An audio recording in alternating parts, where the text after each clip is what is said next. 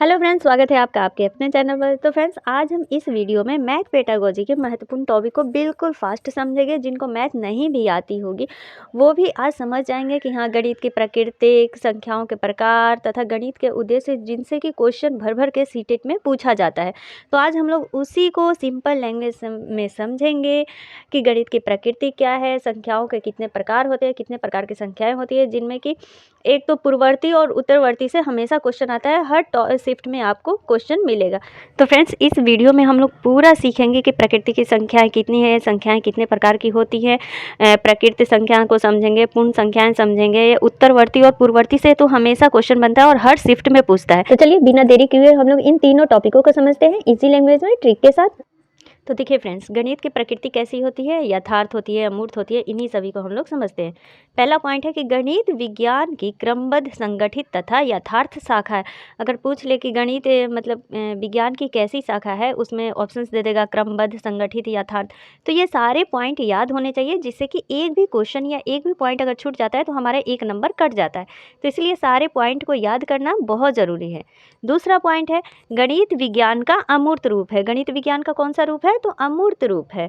तीसरा है गणित तार्किक विचारों का विज्ञान है। गणित क्या है? तार्किक विचारों का विज्ञान है। जैसे गणित में तर्क विचार ज़्यादा होता है ना, तार्किक सोचे बच्चे रखने लगते हैं, तो वहीं बोला गया है। चौथा है गणित आगमनात्मक तथा प्रायोगिक विज्ञान है। गणित क्या है? आगमनात्मक तथा प्रायोगिक विज्ञान है। गणित में संख्याएं, स्थान तथा मापन या माप तौल का ज्ञान प्राप्त किया जाता है। क्या किया जाता है गणित में? किस किस की? तो संख्याओं का, स्थान का, मापन या माप तौल का ज्ञान प्राप्त किया जाता है। अगला है गणित के अध्ययन से मस्तिष्क में तर्क करने की जो आदत है वो क्या होती है? स्थापित होती है। गणित के द्वारा ही हम मस्तिष्क में क्या करते हैं? तर्क करने की आदत हमारी स्थापित होती है हमारे दिमाग में। अगला पॉइंट देखिए, गणित का आधार निश्चित होता है। देखिए पूछ लेगा कि गणित का आधार कैसा होता है, तो गणित का आधार निश्चित होता है, जिस पर विश्वास किया जा सकता है। जिस पर क्या किया जा सकता है? विश्वास किया जा सकता है। क्यों भाई? क्योंकि अब 2 + 2 4 ही होगा, वो 6 तो होगा नहीं, तो इसलिए गणित का आधार क्या होता है? निश्चित होता है। अगला पॉइंट है बच्चों में वैज्ञानिक दृष्टिकोण विकसित होता है। गणित के द्वारा क्या होता है कि बच्चों में जो है वो वैज्ञानिक दृष्टिकोण विकसित होता है। गणित के नियम, सिद्धांत व सूत्र सभी स्थानों पर एक समान होते हैं। गणित का नियम क्या कहता है? सिद्धांत, सूत्र तथा सभी जगह पर एक समान होता है, जिसके कारण उसकी जो सत्यता की जांच किसी भी समय तथा स्थान पर की जा सकती। तो आई होप आप लोगों को गणित के प्रकृति समझ में आ गया होगा। इससे आपका कहीं से भी क्वेश्चन आएगा तो आप लोग कर सकते हैं। आगे देखते हैं टाइप्स ऑफ नेचर, यानी संख्याओं के प्रकार। देखिए फ्रेंड्स, संख्याएं बहुत प्रकार की होती है, जैसे प्राकृत संख्याएं हो गई, ऑड नंबर, विषम संख्याएं, अनुवर्ती संख्या या सम संख्या। ये सब किस में आती है? ये संख्याओं के प्रकार में ही आता है। तो चलिए आगे बढ़ते हैं और प्राकृतिक संख्याएं को देखते हैं कि प्राकृतिक संख्या कौन सी होती है। देखिए प्राकृतिक संख्या क्या है? तो जिसमें जीरो शामिल नहीं होता है, यानी 1 2 से जो संख्याएं शुरू हो और जिसमें जीरो शामिल ना हो, वो क्या होता है? वो सारे नेचुरल नंबर होते हैं। जैसे 1 2 3 4 5 6 इन अनगिनत यानी जाता है, तो वो सभी क्या हो गए? प्राकृतिक संख्याएं हो गई। अगला है पूर्ण संख्या। पूर्ण संख्या क्या होता है? Whole number. होल नंबर में जीरो शामिल होता है। देखिए प्राकृतिक संख्या में जीरो शामिल नहीं होगा और होल संख्या जो है पूर्ण संख्या, उसमें जीरो शामिल होता है। तो इन दोनों से क्वेश्चन जितने भी आज इसमें शामिल किया गया है संख्याओं के प्रकार, उससे पूरा क्वेश्चन बनता है। आप लोग पूरा ज़रूर वीडियो देखें। देखिए पूर्ण संख्या है, इसमें प्रकृत संख्याओं के साथ जीरो भी शामिल होता है, मतलब इसमें जीरो लग जाता है, तो ये क्या हो गया? पूर्ण संख्या। डेफिनेशन भी पूछ देगा कि पूर्ण संख्या कौन सी है? जिसमें जीरो शामिल होता है, जिसमें जीरो शामिल नहीं होता है, या जो 2 से पूरी तरह से विभाजित हो सके। मतलब ऑप्शन वहाँ पर अनेकों प्रकार का दे सकता है। तो आप लोगों को अगर याद रहेगा कि हाँ, जहाँ पर जीरो शामिल हो गया वो पूर्ण संख्याएँ हो गई, और जहाँ पर जीरो नहीं शामिल होता है वो क्या होती है? प्रकृत संख्या यानी नेचुरल नंबर। अगला नंबर है सम संख्या यानी इवन नंबर। तो इवन नंबर में क्या आता है कि ऐसी संख्या है जो 2 से पूरी तरह से विभाजित हो जाए, वो क्या कहलाती है? इवन नंबर कहलाती है। यानी सम संख्या जो पूरी तरह से 2 से कट जाती है, जैसे 2 4 6 8 12 48, ये सब क्या है? 2 से पूरी तरह से कट जाती है।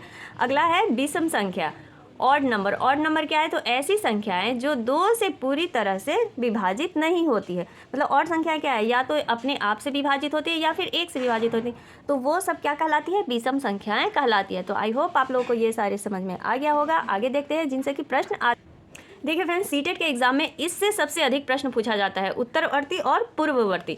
तो इसको अब मैं बिल्कुल आसान भाषा में आप लोगों के सामने समझाऊंगी कि जिससे कि आप कभी नहीं भूल पाएंगे। देखिए, उत्तरवर्ती, उत्तर यानी आगे की ओर। तो देखिए, किसी भी प्राकृतिक संख्या में एक जोड़कर उत्तरवर्ती संख्या ज्ञात कर सकते हैं, मतलब उसके आगे वाली संख्या को ज्ञात कर सकते हैं।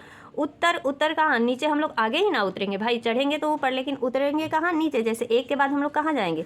1 के बाद 2 पर ही जाएंगे। तो मान लीजिए वहाँ पर संख्या दिया हुआ है कि 112 का उत्तरवर्ती क्या होगा, तो उसका क्या होगा? सीधे उसके आगे चल जाइए, 112 का 113 हो जाएगा। तो ये क्या हो गया? उत्तरवर्ती संख्या हो गई। तो इसीलिए आप कभी नहीं भूल पाएंगे उत्तरवर्ती या फिर पूर्ववर्ती संख्या। देखिए, पूर्ववर्ती संख्या क्या होती है? जो पहले की संख्या हो, मतलब जो संख्या दी हुई रहेगी, और पूर्व यानी पूर्व से रखिए पहले। अगर एक भी याद है कि पूर्ववर्ती संख्या पहले वाली होती है, तो उसका ऑपोजिट आप कर सकते हैं कि उत्तरवर्ती संख्या क्या होगी? उसके आगे वाली संख्या होगी। देखिए, किसी भी प्रकृत संख्या में से एक घटाकर उसकी पूर्ववर्ती संख्या यानी पहले वाली संख्या निकाली जा सकती है, उसी को क्या कहते हैं? पूर्ववर्ती संख्या कहते हैं। तो आई होप आप लोग को इतना ईजी जो मैं समझाई वो समझ में आ गया होगा। अब आपको कोई भी कंफ्यूजन नहीं रहेगा उत्तरवर्ती और पूर्ववर्ती में। उत्तरवर्ती को अनुवर्ती संख्या भी पूछ लेगा कि अनुवर्ती संख्या क्या है या इसका अनुवर्ती संख्या क्या होगा। आगे देखते हैं। मेरी मेहनत आप लोग को दिख रही है तो प्लीज़ मेरे चैनल को लाइक शेयर एंड सब्सक्राइब जरूर करें। जहाँ कमी हो तो कमेंट्स में ज़रूर बताएं। अगला देखिए, एनसीएफ के अनुसार गणित शिक्षण के क्या उद्देश्य होने चाहिए। ये भी बहुत एग्जाम में आता है, पेडागोजी में पूछता है के अनुसार गणित शिक्षण के क्या उद्देश्य होने चाहिए। किसके अनुसार? तो एनसीएफ 2005 के अनुसार। चलिए स्टार्ट करते हैं। देखिए, पहला पॉइंट, गणित एनसीएफ में क्या कहा गया है कि जो बच्चे गणित को आवश्यकता के अनुसार दैनिक जीवन से जोड़े। एनसीएफ में कहा गया है कि जो भी गणित है उसको बच्चे क्या करें? दैनिक जीवन से जोड़े, या फिर शिक्षक भी हैं उसे दैनिक जीवन से जोड़ करके पढ़ाएं। अगला पॉइंट है, गणित की मूल संरचना को समझे। जो बच्चे हैं वो क्या समझे? गणित की मूल संरचना को समझे। अंक गणित, बीज गणित, रेखा गणित आदि, इन सबको क्या करें? इनकी मूल संरचना को समझे। अगला पॉइंट देखिए, बच्चे गणित से डरे नहीं। एनसीएफ में कहा गया है कि बच्चे गणित से डरना नहीं है, बच्चों को क्या करना है कि उसको आनंद के द्वारा सीखना है, ना कि गणित से सबको डर लगता है अधिकतर बच्चों को। तो इसमें यही जिक्र किया गया है कि बच्चों को गणित से डरना नहीं है, उसको आनंद के द्वारा सीखना है, यानी आनंद के साथ वो सीखे। अगला पॉइंट है, बच्चे सार्थक समस्याएं उठाएं और उन्हें क्या करें? हल करें। बच्चे क्या समस्याएं उठाएं? सार्थक समस्याएं उठाएं और हल करें।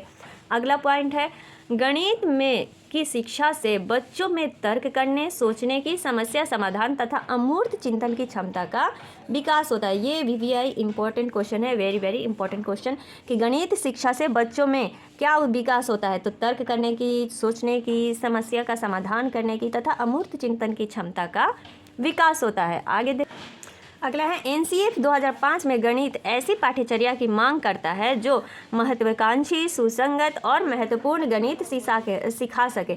मतलब ऐसी पाठ्यचर्या होना चाहिए जो बच्चों को सुसंगत, अच्छे से और महत्वपूर्ण गणित सिखा सके। और एक पॉइंट ये भी होता है कि एनसीएफ जो कहता है कि गणित को अन्य विषयों से भी जोड़कर पढ़ाना चाहिए। तो आई होप फ्रेंड्स, ये सारे 3 जो टॉपिक मेन टॉपिक थे वो आपको समझ में आ जाएगा। 1 से 2 बार वीडियो आप ज़रूर देखें, पूरा वीडियो देखें।